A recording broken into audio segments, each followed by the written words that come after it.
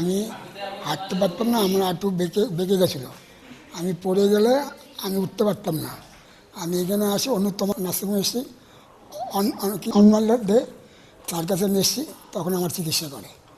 আমি চিকিৎসাতে আমি ভালো হয়েছি, আজকে আমি হাঁটতে পারছি, আমার অসুবিধা আর হয়নি। উনি 15 দিন আগে আমার কাছে এসেছিলেন, দুটো পাই একবারেই বেঁকে গিয়েছিল, যাকে আমরা ফিক্সড ফ্লেক্সন ডিফর্মিটি বলি। উনি হাঁটতেও পারছিলেন না, তো আমরা দুটো হাঁটুই ওনার প্রতিস্থাপন করি এবং স্বাস্থ্যসাথী কার্ডের মাধ্যমেই হয়। তো এর পরবর্তীকালে উনি আজকেই হাঁটা শুরু করলেন এবং দুটো হাঁটুই সোজা হয়ে গেছে এবং উনি স্বাভাবিকভাবেই হাঁটতে পারছেন।